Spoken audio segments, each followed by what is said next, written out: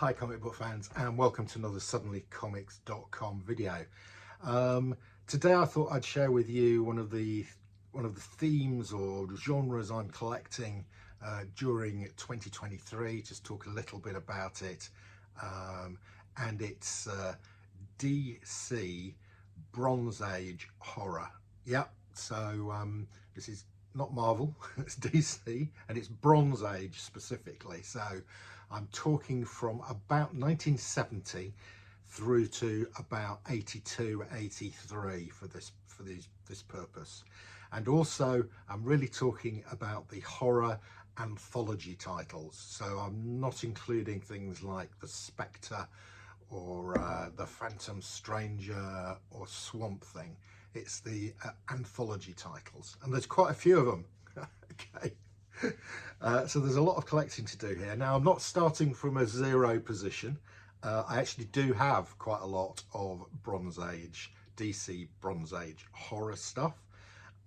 Probably nearly a long box of it, which I've acquired over the years. So I've had some historically that have been up in the attic. I found some at an antique centre last year. They had a whole pile of them, and they were about £1.50, £2 each. I said to the person manning the antique centre, how much? I'll take all of these, but I'm only going to pay £1 each. So she rang up the owner, and the owner said fine. So I got a whole load for £1 each.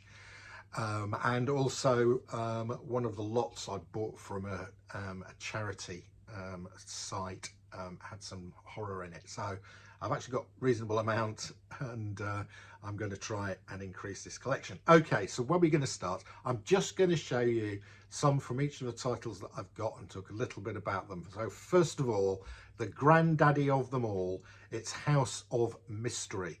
So House of Mystery actually started, I've got it written down here, number one was in 1951. So that is not Bronze Age. And it wasn't strictly just horror. It sort of switched about a bit. It actually did some superhero stuff at one stage. I think Dial H for Hero was in House of Mystery. But it really became a horror anthology in number 174. And in 175, Kane moves into the House of Mystery, and he acts as our host. Now that was in 1974, okay, with issue 174, 175. House of Mystery then went on from there right through to 1983, with issue 321 when it stopped. So the issues I'm interested in are 174 through to 321. I do have a few. Not as many as I would have thought, given that this is one of the top series. I'll just show you a few of them. This is 196, and what's one of the sort of memes of these, and there are a whole load of them. I've got a load of them already. Is you get two kids, usually a boy and a girl, and they are witnessing something horrific, unseen. So there's sort of and this appears as a regular theme in these covers. I suppose they're representing innocence, and there's also the risk that they're going to get discovered and something nasty is going to happen to them. So this is a really nice one where it looks as if we're getting a dog being sacrificed, and two kids looking on.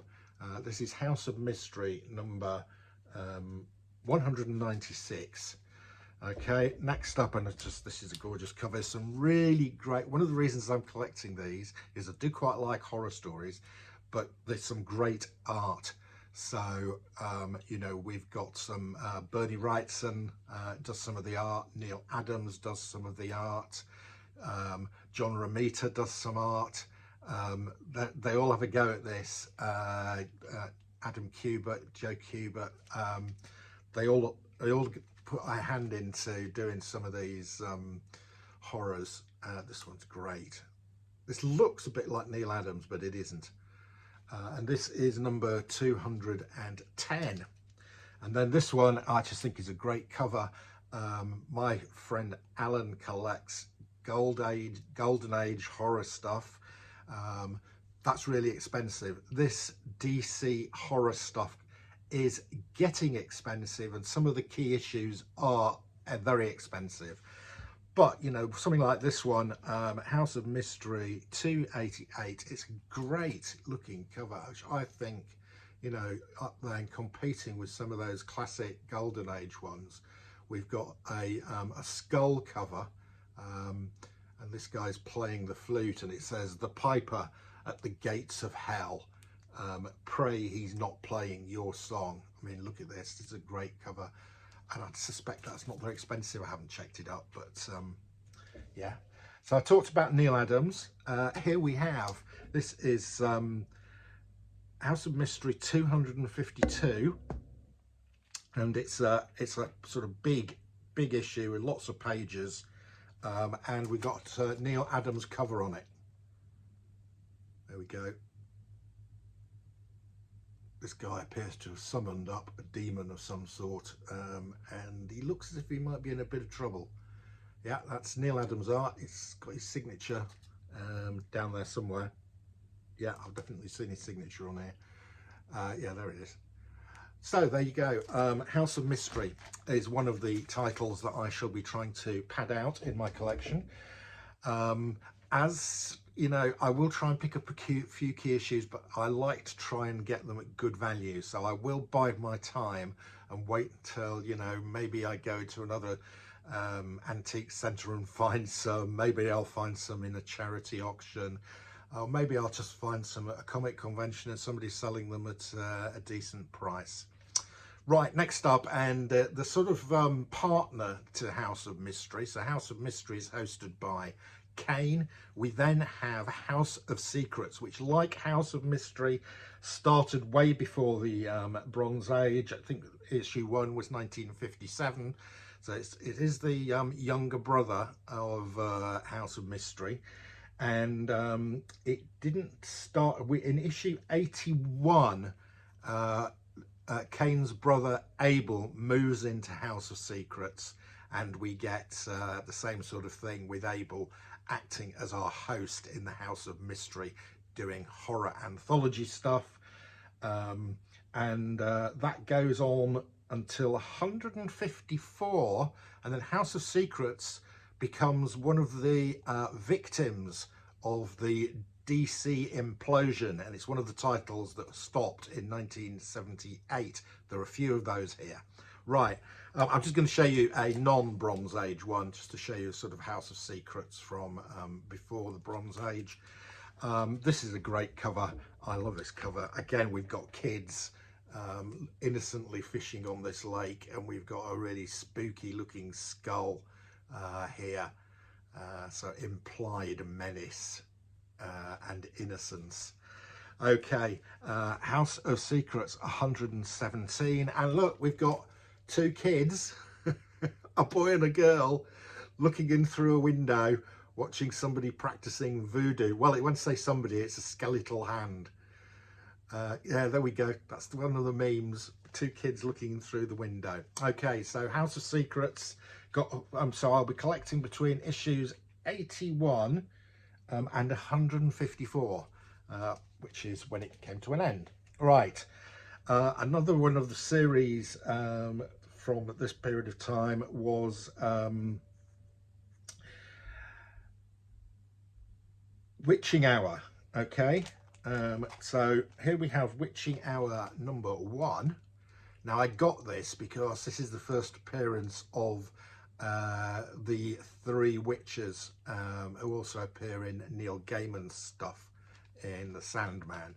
So yeah, the three witches are our hosts here in the Witching Hour. The young, the sort of young virgin maiden, the sort of motherly middle-aged woman, and the old hag. They present the stories in the Witching Hour.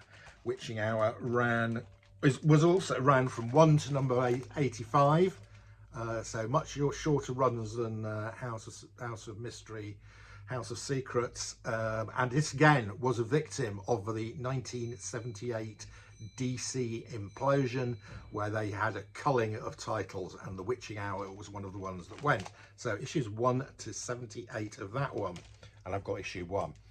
Right, next up we have got Secrets of Haunted House. This only ran for this ran from 1975 to 1982, so the whole of this is in the Bronze Age, and it's sort of anthology horror.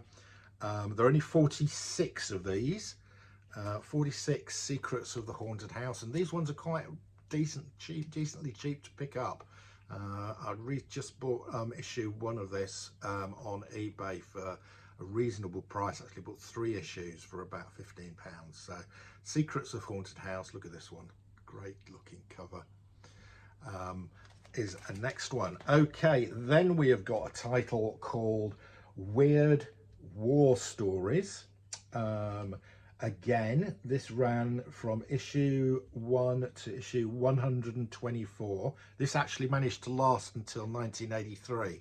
So they either got culled in 1978 or they got culled in 83. This one survived the 78 cull and got culled in 83. These are sort of horror stories around with a sort of war theme. This one's great. We've got some aliens here who have seem to have cloned Adolf Hitler. Brilliant stuff. Right, another title. I haven't got many of these. I think I've got some more in the attic somewhere, but anyway, this is Weird Mystery Tales. Ran from 1972 to 1975. There are only 24 issues of this one, but I've only got 1 of them, unless I've got some more in the attic somewhere. Yeah, Weird Mystery Tales, 24 issues of that one, all in the Bronze Age. Okay, one of the series I've got the most of for some reason, I think it's because these were the ones that were in, these next 2 titles were the ones in the Antique Centre. There's a long-running title that started, I think, well, way back, like House of Secrets, House of Mystery, and it was called Tales of the Unexpected. Okay. However, it sort of became a horror anthology title at issue 105 in 1968. So I'm probably looking at around issues 120 onwards for Bronze Age. And I've got a couple here, again, just great looking covers. So this is the issue 121, and it moves from being called Tales of the Unexpected to being called The Unexpected. So The Unexpected, I've got a couple of issues of these, really like some of these covers. Look at this one, really spooky looking girl with a doll with half its face gone. Very good. And we also have The Unexpected, and look, we've got kids. There's 3 of them this time, but there's boy, girl, and looking in through a window at a skeleton dressed in a dress. Marry me in my grave. Okay, so what have we got next? The next title is called Ghosts, and this is almost the perfect title in terms of fitting into my collecting, because it started right at the beginning of the Bronze Age in 1971. Issue 1 of Ghosts. Issue 1 of Ghosts, I just was just on eBay, and it was really popular. There were about 15 to 20 people bidding on it. It's a great looking cover, but you know, I'm looking, it went for over £100, so no, I'm going to try and find one for less than that. I have got Ghosts number 8, and this ran until May 82, so it survived the implosion in 78, but died in 82. So there are 112 issues of this, all of which are in the Bronze Age. So these are all on my, and I've got quite a few of these. I've probably got 20 to 30 of these Ghosts ones. Obviously a lot more to get. Okay, So those are the ones where I've actually got some to show you. There are some rarer titles which only had short runs that are actually quite expensive. Right, the most expensive ones are only 4 issues.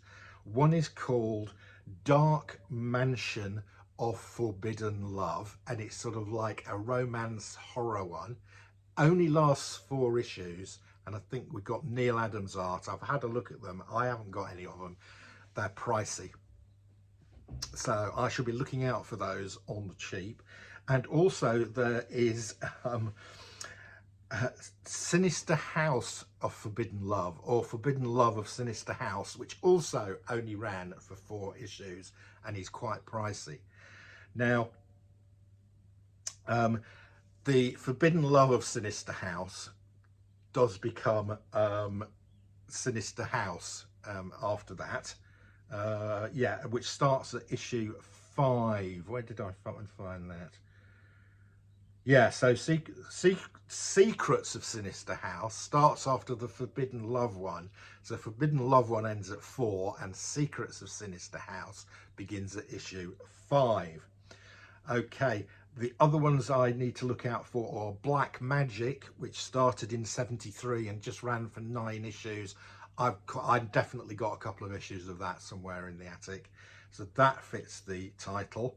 We have got Ghost Castle, which only ran for 3 issues.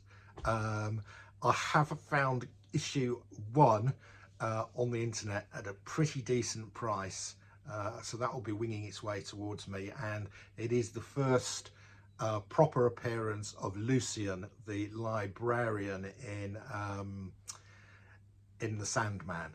Okay, he does appear in Weird Mystery Tales as an advert for Ghost Castle, but his first proper appearance is in Ghost Castle #1, only ran for 3 issues. We've then got Doorway to Nightmare, where we are introduced to Madame Xanadu. I have not got that. Is expensive. Issue 1 of that is a pricey one. It's a sort of classic cover. I do have Madame Xanadu issue 1, but I'm not really counting Madame Xanadu because she's not. I'm counting Doorway to Nightmare, but not counting Madame Xanadu as part of this collection. Have I mentioned everything? I think so. If anybody thinks I've missed a DC horror title, Bronze Age horror title, then let me know. Elvira House of Mystery, if anybody wants to claim that one, didn't start until 85. So Elvira's House of Mystery, which is a great series, it doesn't fit my criteria because it's not in the Bronze Age, it's in the Modern Age. Right, there we go. So I've got a bit of a challenge on collecting these DC horror title, Bronze Age horror titles. Should be fun. The challenge is always searching and rooting around and seeing how we can get stuff at a decent price to put that really nice collection together. So I hope you've enjoyed this video about DC Bronze Age horror. I do think it's a good spec area for investment. You know, look how Golden Age horror has gone. You know, there's a whole period here, 10, 15 years. We're now 50 years on, you know, from 1970s, now 53 years ago. So most of these are 40 to 50 years old. So finding them in good condition is a decent challenge. Anyway, that's your lot. See ya again soon.